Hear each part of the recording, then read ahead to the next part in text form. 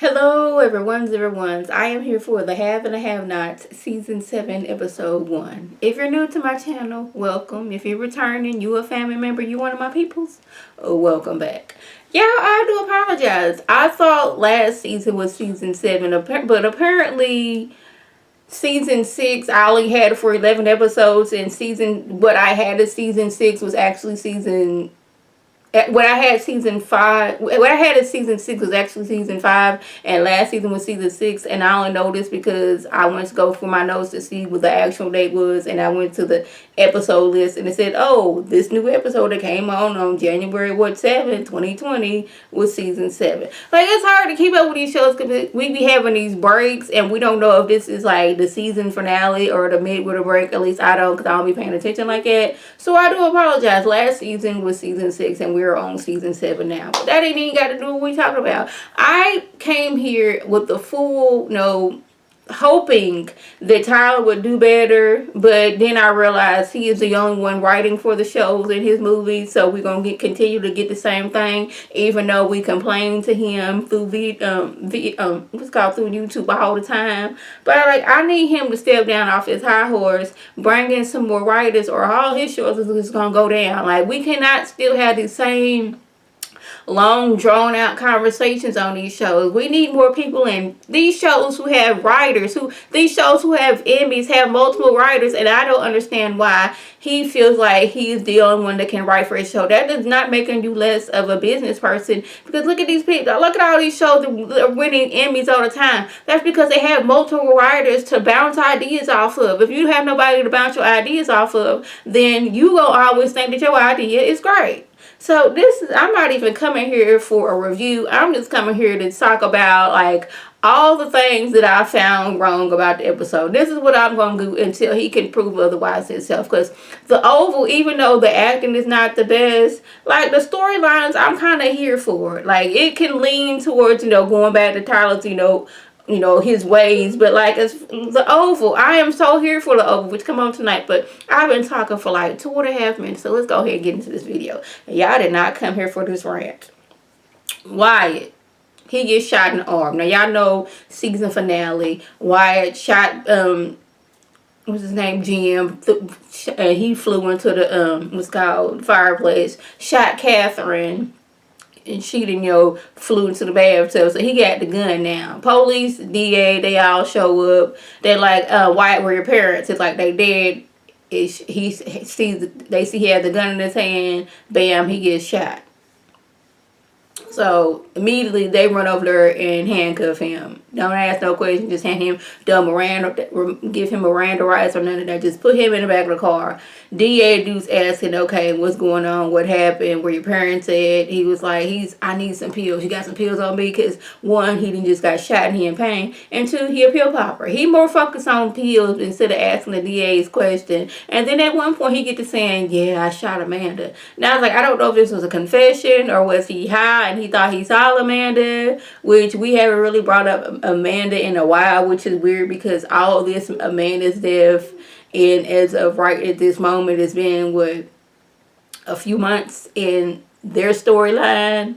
I believe that's how it's going on. If I'm wrong, y'all by all means leave a comment below and correct your girl out here respectfully, but correct her. But I was like, we haven't brought up Amanda in a good long while, but he over here talking about he did shot Amanda. He's like, where are your parents at? Where are your parents? He's like, I killed them, and he's like all happy and proud about that. But like, mind you, he is like high as a kite right now. So, and he was wanted them dead before he was high as a kite. So that, I'm not even going to use that as an excuse. But I'm like, we not calling the ambulance because this man got shot. We not going to apply pressure to this room. We just going to put him in the back of, the police car. This is what we doing. Then another thing that got on my nerve. Like, the police are going around the house checking. All right, this room is clear. All right, this room clear. Oh, hey, we have a body. All right. And then he just walk off. We don't go and check the pulse of the person that's laying on the floor. We don't see if this person if this person is alive and could need medical attention, because you just walking off. This person could have been saved when you just walked off.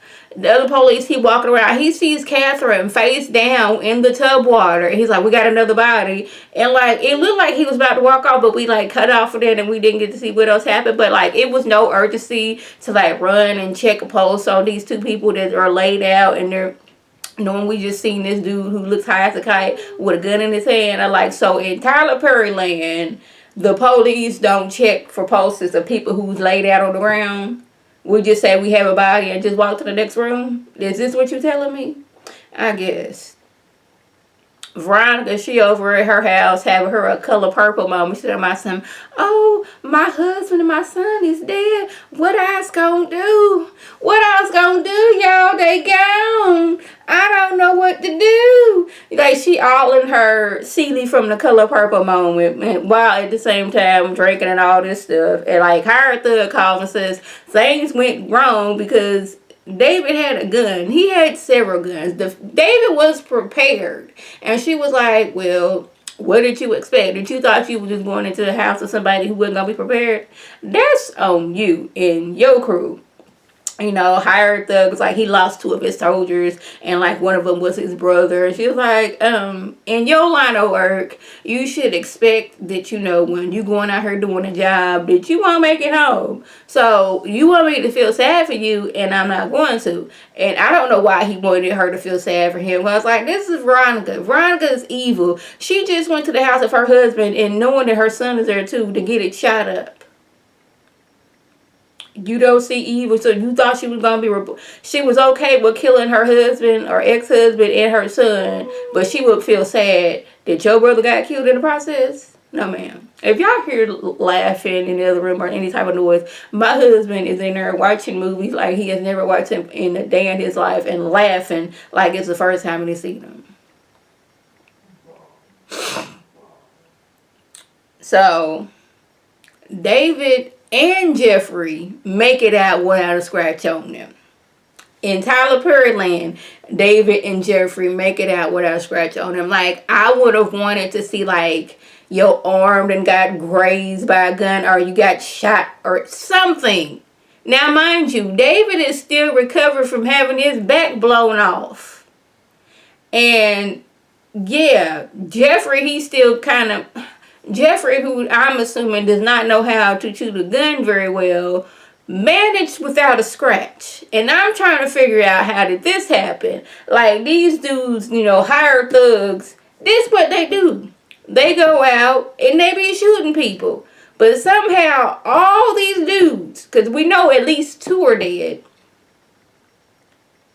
All these dudes, we know at least 3 people were there. I don't know. I'm saying that because 2 of them died and one was calling Veronica. These dudes got taken out by a dude who is who freshly got his back blown off, still have the compression garments on it, and his son, who I believe does not have any shooting skills. They was able to take hired thugs out, and Jeffrey and David, with his back blown out, had no scratches on them. Like, really, for some reason, David got like some I don't know what they call, they go, those guns like that. I guess it's an automatic gun. Like, do one time, if you hold it too long, all the bullets gonna come out. I don't know the name of the gun, but he got like 2 of them. Jeffrey got 2 guns. I'm like, y'all was able to take these dudes out. Now, it would be different if they had on some like night vision goggles and they was like in secret places so they could shoot the dudes and the dudes couldn't see them. They were standing at the top of the stairs and hired thugs were at the bottom of the stairs, and yet they did not get shot. So you telling me that David, whose back was freshly blown off, had the flexibility to be moving and ducking and dodging bullets? Really? Only in Tyler Perry land.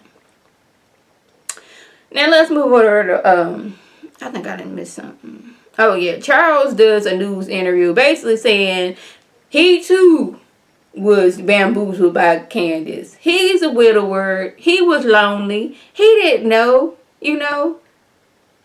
I too was kind. And I too am hurt that this woman would do such a thing to me. Candace at home looking in like, oh, really? You ain't know nothing about me? I'm like, calm your nerves, girl, calm your nerves.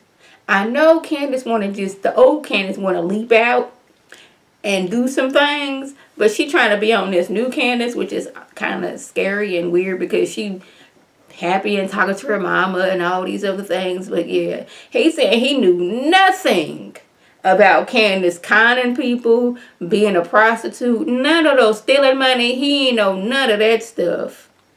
And America is eating it up, but they are trashing her. Now, Landon shows up like, all right, I'm here to talk to, the president-elect. And new dude was like, yeah, you were fired, dude. And he was like, how am I fired?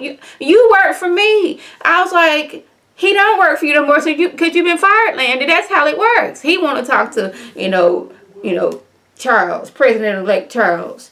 So, dude goes in there like, look here, Landon's here. He want to talk to you. You want me to let him in? So, he lets Landon in. He comes in, sits by him, trying to take his shoes off. Like, what's going on? We were friends. You was doing it for me? Remember you was taking my shoes off and my socks off and I told you not to? Yeah, we're friends. So tell me, are you the one that leaked the message so me and you could be together? He's like, no, I ain't do that. No, I ain't had nothing to do with that. The attorney general already had the info on Candace. It's just that I didn't, say it was a lie. So he's like, so you didn't kill the story. Look here, bro. You fired, okay? And I'm going to spend the entirety of my presidency, running the country and destroying you. Okay?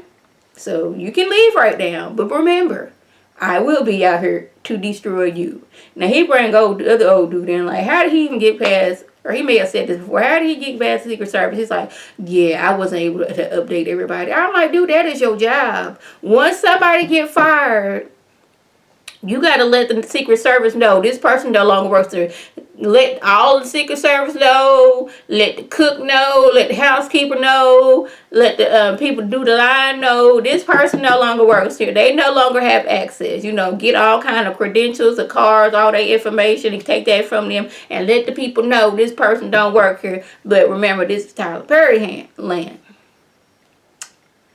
Hired thugs tell Veronica that 2 of his crew members are killed and that they had family and the least she could do is, pay for their funerals. And she's like, that is the most that I could do. Y'all are thugs, hired thugs. They went over to a house and the shootout occurred. Like, what do you want me to do about that? Like, I'll pay for like one casket and we can just throw them both in there and, they can share a casket. Being very rude, mind you. And they say, no, she taking hired thug in the justice room, scaring him because, he was attacked and raped by, hired thug and his crew. That was the sole purpose of them getting arrested, then going in to attack, Justin. I was like, what if they was in a cell that wasn't close to him? Then what were they going to do? But Madison coming like, y'all got to leave. Like, I may not like, Justin because he ain't got it all upstairs.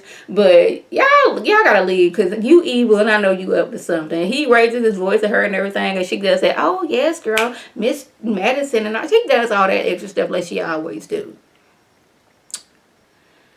Lastly, Benny, he going out to, to club up with Mitch since, the Malone family no longer have a bounty on his head. But I was like, isn't Benny still recovering from being stabbed? I'm trying to remember in my memory bank David got his back blown off before Benny got stabbed. But if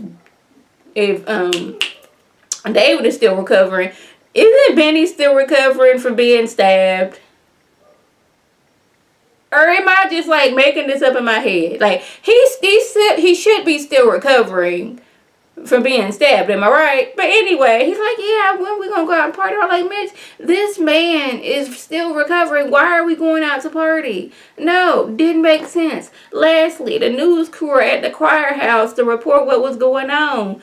Candace looked and see what's going on. Benny looked and see what's going on. Was like, look here. If Jim dies, like, the money is ours, We ain't even got to tell Mama. I know Mama want to take the money back because, that she a Christian woman and that's the right thing to do. But, like, if Jim is dead, do we really have to return the money to him? Yeah. Celine, she was at the hospital because she worked there, as a custodian. And Veronica was being mean, but you know, she had to throw some shade in her. Talking about, why are you working here when you got like I want to chill by Jim Crow? Girl, come over to my house. I could get you the money that you want and look like you need.